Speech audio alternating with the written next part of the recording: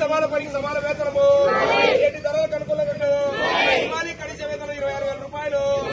Permanent చేయాలి outsourcing కార్మికులందరినీ, చేయాలి outsourcing కార్మికులందరినీ, చేయాలి అవుట్సోర్సింగ్ కార్మికులందరినీ ఇవ్వాలి. సరిపోయిన కార్మికులు 2 లక్షల రూపాయలు ఇచ్చినట్టు డబ్బులు ఇవ్వాలి. సరిపోయిన కార్మికులు 2 లక్షల రూపాయలు తీసుకోవాలి. వెంకటేశ్వర విధుల్లోకి సిగ్గు తక్కువ వేతనాల కార్మికులను అవమానపరచడం, సిగ్గు తక్కువ వేతనాల పనికి తీసుకోకపోవడం, సిగ్గులు వెంకటేశ్వర నిధుల్లోకి తీసుకోవాలి. వెంకటేశ్వర నిధుల్లోకి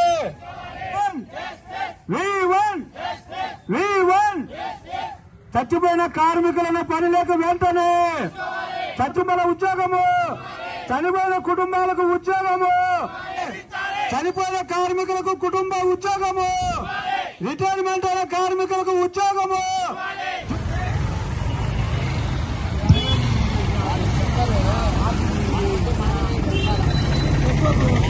ఈరోజు రాష్ట్ర పిలుపులో భాగంగా అటువంటి ఇంజనీర్ సెక్షన్ కార్మికుడు దాదాపు 6 రోజుల అధ్యక్షులు కామ్రేడ్ శేఖర్ ను మాట్లాడవలసిందిగా కోరుతున్నాం.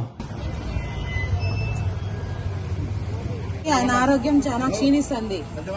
ఆయనకి ఏదైనా జరిగితే ఇది ఇప్పుడు శాంతి మాట్లాడింది కదా 2 మాటలు. ఇప్పుడే సిపిఎం జిల్లా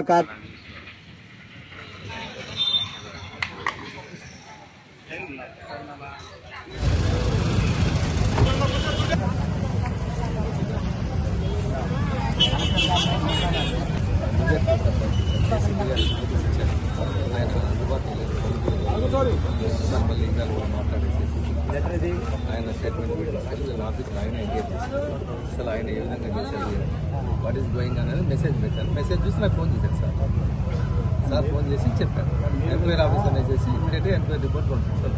ఆర్డీ గారితో మీరు చెప్పారు కదా, అది లోపలికి పోయి కలుస్తాము. 18,500 కావాలనేది మన డిమాండ్.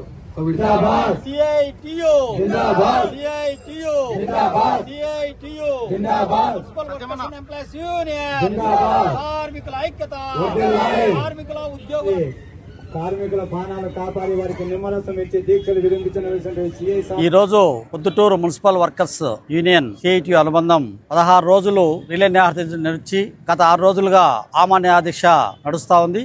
ఈ దీక్షల శిబిరాన్ని సందర్శించి వీళ్లకు మద్దతు తెలియజేయడానికి భారత communist party Marxist CPIM Kadapa జిల్లా కమిటీ పక్షాన ఇడికి రావడం జరిగింది. నా పేరు చంద్రశేఖర్, సిపిఎం జిల్లా కార్యదర్శి.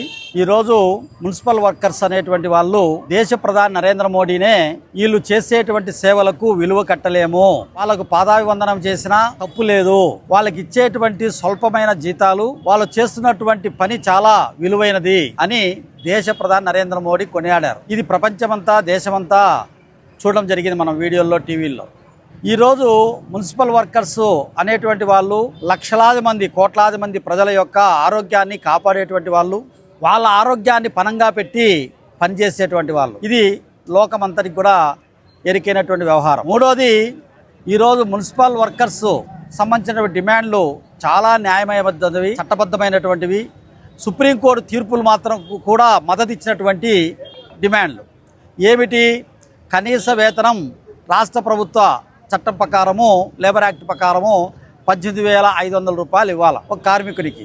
ఇక్కడ 12,000 ఇస్తా ఉన్నారు. అంటే ఇది లేబర్ యాక్ట్కు వ్యతిరేకము, ఆ కోర్టులు తీర్పులకు వ్యతిరేకము, అట్లాగే లేబర్ కమిషన్ ఇచ్చినటువంటి దానికి వ్యతిరేకం. దీనిపైన ఇక్కడ ప్రిన్సిపల్ ఎంప్లాయీగా ఉన్నటువంటి కమిషనర్ను ముద్దాయిగా నిలబడాల్సి వస్తుంది. అట్లాగే ఇక్కడ ఉన్నటువంటి పాలక వర్గం కూడా ముద్దాయిగా వ్యవహరించాల్సి ఉంటుంది. కాబట్టి మేము హెచ్చరిస్తా ఉన్నాం, చట్టాలను అమలు చేయండి, కోర్టు తీర్పులు అమలు చేయండి. ఈరోజు ప్రజల యొక్క ఆరోగ్యంతో చెలగాటమాడేటువంటి పద్ధతిని మానుకోండి అని చెప్పి మేము చెప్తా ఉన్నాం. వీళ్ళకు ఎక్కడంలా ఇంత మూర్ఖత్వంగా, ఇంత ఈగోగా వీళ్ళు ఫీల్ అవుతా ఉన్నారు.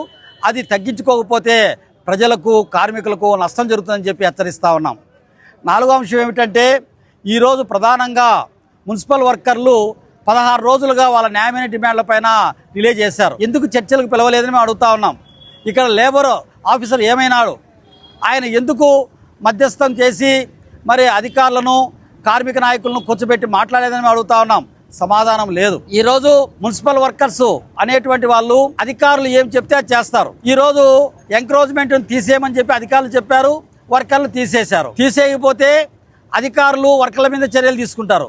తీసుకుంటే నష్టపోయినటువంటి బాధితులు కలెక్టర్ను ఉన్నతాధికారులు కలుస్తారు. మరి ఈరోజు అధికారుల మీద చర్యలు తీసుకోవాల్సినటువంటి వాళ్ళు ఎవరైనా తప్పు చేస్తే అధికారుల మీద చర్యలు తీసుకోకుండా వర్కర్ల మీద చర్యలు తీసుకోవడం అనేటువంటిది ఎంతవరకు సమంజసమైంది? కాబట్టి వర్కర్లకు ఎటువంటి సంబంధం లేదు. ఎంక్రోచ్మెంట్కు సంబంధించి అధికారులకు పూర్తి బాధ్యత వహించాలా, అధికారుల మీద చర్యలు తీసుకోవాలా, ఇంకా ఎవరైనా ఉంటే అని చెప్పి మేము డిమాండ్ చేస్తూ ఉన్నాం. కాబట్టి వెంకటేశ్వర్లు అనేటువంటి వ్యక్తి పైన వ్యక్తిగత కక్షతో చేసినటువంటి ఈ టెర్మినేషన్ తప్ప ఇది మరొకటి కాదు. ఇది వెంటనే రీకాల్ చేయాలా, దాన్ని మళ్ళా విధుల్లోకి తీసుకొని ఆయన ఉద్యోగాన్ని మళ్ళా కొనసాగించాలని చెప్పి మేము సిపిఎం పార్టీగా సిఐటిగా డిమాండ్ చేస్తున్నాం. లేకపోతే ఇది జిల్లా వ్యాప్త ఉద్యమంగా రాష్ట్ర వ్యాప్త ఉద్యమంగా రూపం సంతరించుకుంటుంది. ఆ తర్వాత జరిగేటువంటి పరిణామాలకు పొద్దుటూరు మున్సిపల్ కమిషనరే బాధ్యత వహించాలని చెప్పి కూడా మేము హెచ్చరించదలుచుకున్నాం. చివరిగా ఏమిటంటే ఈరోజు మున్సిపల్ ఆఫీసు ముట్టడి కార్యక్రమాన్ని పెట్టడం జరిగింది.